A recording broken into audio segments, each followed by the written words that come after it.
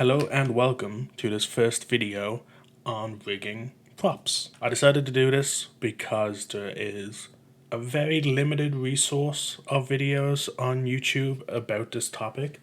Besides Stylus Rumble, she has some good videos. But as a whole, this is kind of a neglected area on rigging. Most of the time when you start a rigging job, you will probably go into rigging props. So you'll just be given that task for the first month or two, depending on the studio, depending on your experience. Even later on, if you're still experienced and you go on to a project and they have a lot of props, you could get moved on to the prop section. You're not necessarily going to be on rigging characters, which is in some way more complex. But realistically, when you're building a character, it's always going to be the exact same setup. But when you're building a prop, it can really change depending on the prop and how much you need to use it.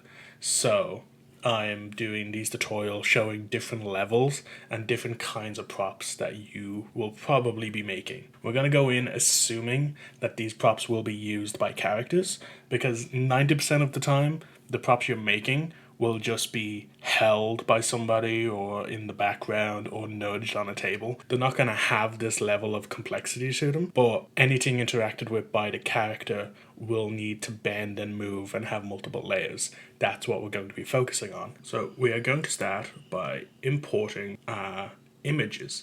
There's two ways of doing this. You can go to import image, and then select the image that you want. So we're going to be working on a balloon for this episode, like so. Or if you have multiple images and things you need, you can go to your library. Over here, it's going to be one of your tabs next to your tool properties. Right click in this window, open library, and then you can search on your computer for a folder that has multiple files. So this is my folder, how to rig props, and I have all of my props and I have a scale reference. This window is generally for templates, so if you have multiple rigs, you'll drag rigs from this group over. This is what we're going to be doing with this scale reference. For now, we're going to go to File, Import, Images, Browse, click Balloon. Your first issue is designers will probably be using a higher resolution than your file will be. Our file is in 1920 by 1080. If you go over to your scene settings, you can see what 1920 by 1080. This image is 8K, so it's a lot bigger.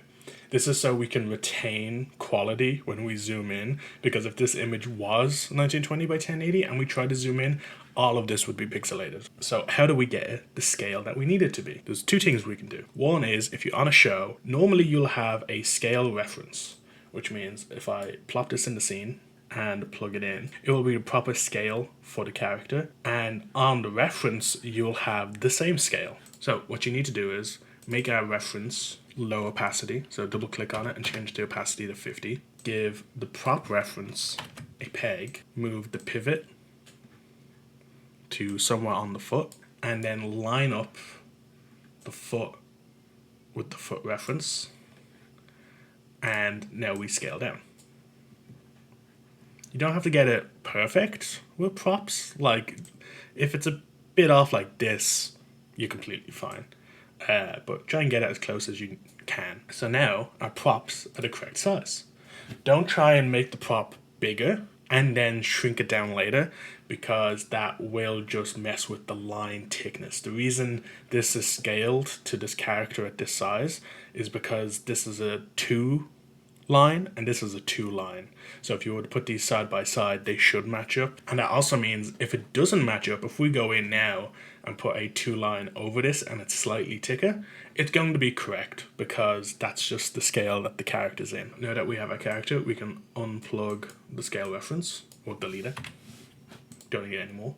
We're going to turn on safe area, and we're going to pick a point on the reference for the center of our prop.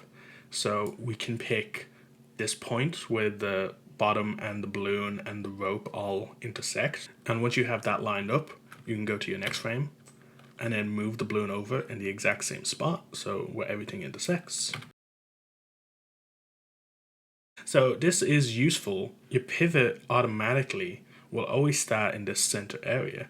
So if you have 1, 2, 3, 4 pieces that are all intersecting in this one area, you don't have to move the pivot as much. You don't want to place it down here so you can grab all of the pivots and have to move them all up. If it's already down here, then the pivot is already where it's meant to be. So now we have our 4 frames. The next thing we need to do is go to our palette, change it. We're going to delete all of these colors, and we're going to make 4 colors. 1 for the line, 1 for the balloon, 1 for the balloon internal, and 1 for the balloon shine. The interior is for this little section at the bottom. If we open our palettes, we can go over and start selecting everything. The black line is going to just be 0, 0, 0, balloon base, the balloon interior, and the balloon shine. We're starting off with this prop because this is probably going to be the easiest prop you'll make outside of just tracing something. But I wanted to show that you don't always need substitutions for things. You can make this balloon turn into this balloon, turn into this balloon with just one drawing. You don't need multiple substitutions to constantly flick between. Now that our references lined up, our colors are made, we're going to put down a card, which will just turn the background white. And we're going to turn the transparency on our node down. I like to go 50. Now we can lock everything, and just for clarity's sake, if I was to render and try and zoom in, you can see everything is pixelated because it's far away. We are going to make a camera in the node view, give it a peg. It should be automatically lined up to the center, which is another useful thing for making the rig in the center, and then just scale it down.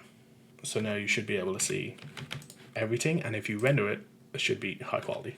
So let's lock that as well so we can't interact with anything. Let's turn off our safe area and start making our drawings. So we are going to need the rope, the balloon, the highlight, the tail, and the tail int. And let's line them up. So this tail interior will be behind the tail will most likely be behind the balloon, the highlight will be in front of the balloon, and the rope will be behind everything else. So now that you have everything, you can hit Control H and give it a composite. And now we can start drawing. With our drawings made, we are going to now do a couple of things. We're going to click a plus in any of the windows. So in the top right of every window you have a plus. We are going to open drawing substitutions so we can see what substitutions are on each of these drawing nodes. So if I was to draw something, it would make drawing substitution 1. If I was to go to a different frame, drawing substitution 2. We are going to select all the drawings, create empty drawing. So now each of these drawings should have a 1 instance. We are going to hit Control D to rename the drawing, and we're going to change it to off with a 0. So 0 FF. So that's our off instance. Do this for each of them. If you're having an issue where you're selecting your node and you're hitting the button but nothing is happening, that's because, if you can see with this red highlight, your selection is over in the node view, but in order to do the name change you need to be over here in the camera view. That just means clicking this and then clicking over here. Or you can go into your preferences and click in general, go over to options and focus on mouse enter. So it will automatically focus on where you need to be. Now that all of those are done, we can select our drawings, do the exact same thing, create empty drawings, and now we will be working on the 1 instance. Let's select our line, go to line tool, go to rope and start drawing. So if you hold shift and drag up, the line will move in a methodical direction. The tail interior is going to be a circular shape, but we're going to make it a rectangle, rotate it so point it upwards, and then hold Alt and drag down so it creates this diamond shape, and then we pull on the edges using Alt. So now it's a sphere, but it has 4 points. The tail is just going to be a rectangle, The highlight is just going to be a circle. You can actually just copy and paste this previous circle we made with the square and then shape it to fit. And for the balloon, so we want this shape to be able to turn into this shape and this shape. It can always get bigger without an issue, but it can't always get smaller without an issue because you'll start getting cracking from the color art. So we want to make it in the smallest shape possible, which is this shape.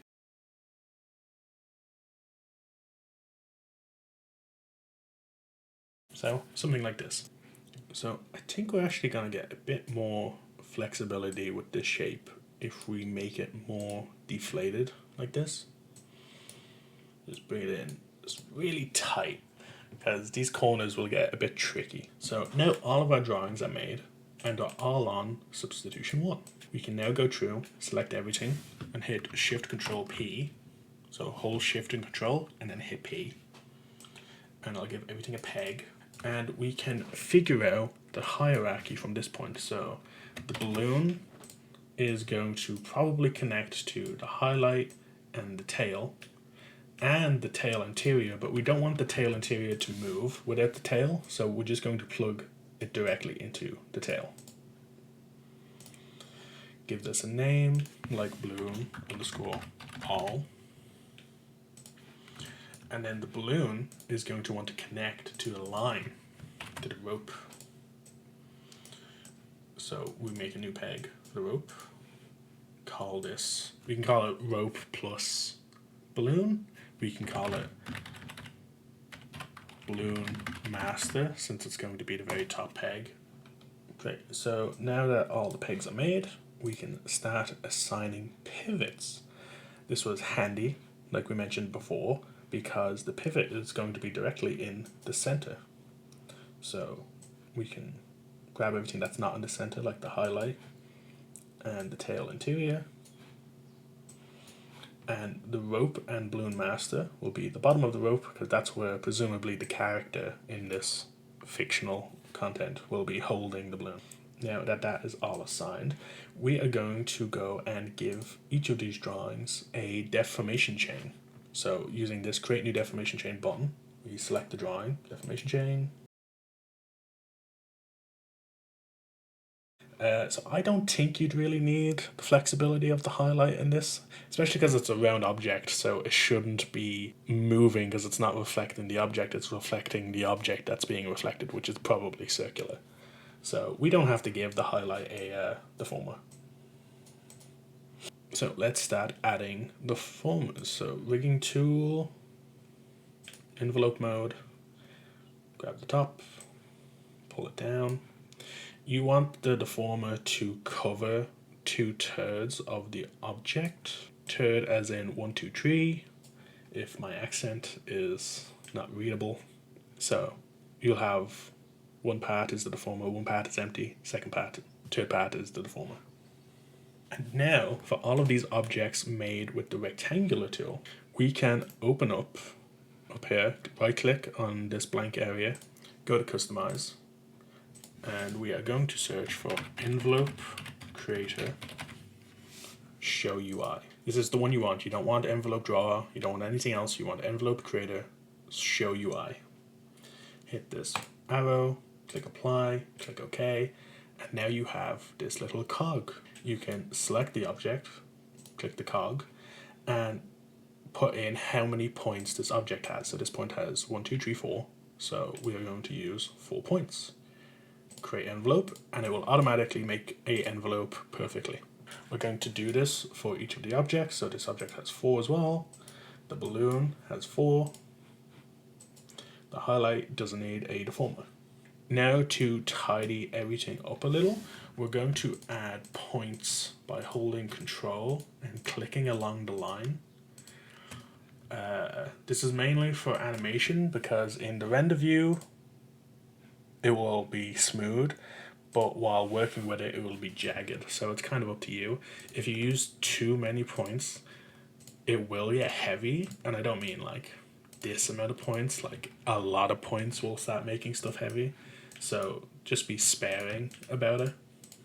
Especially if you have a bad computer, you don't need to do this. As long as it looks fine in the render, you have no issues. The balloon is probably going to need the most points because it's going to be expanding so much.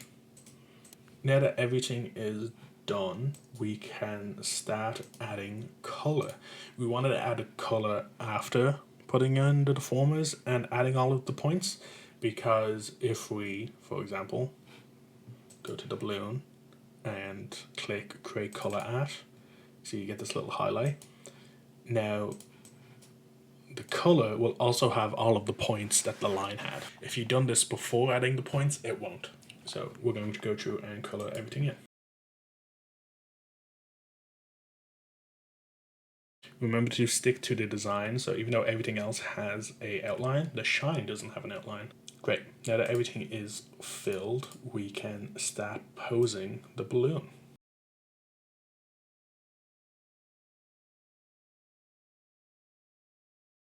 If the object doesn't like fully line up, you're fine most of the time. You have to sacrifice a lot using less deformers, but the less deformers you use, the easier it is to animate.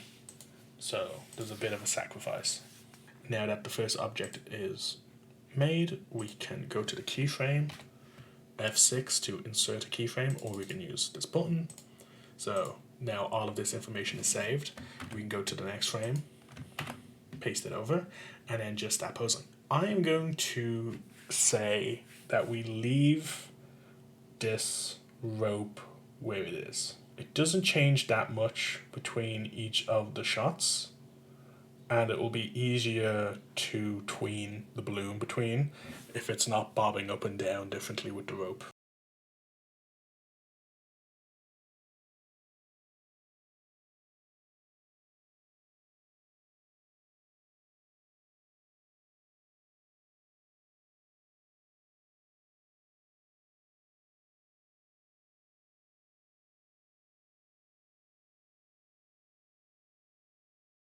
We've come across two things to talk about.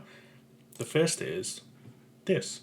So shots where you don't want something on, don't turn it to no exposure, turn it to off. This is because if you go to something like the X sheet,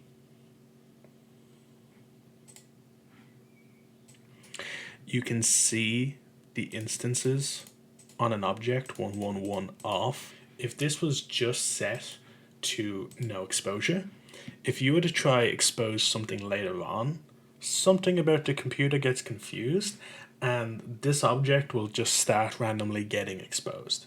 But if you have it as an off instance, it will remember that it's off for the entirety of the timeline.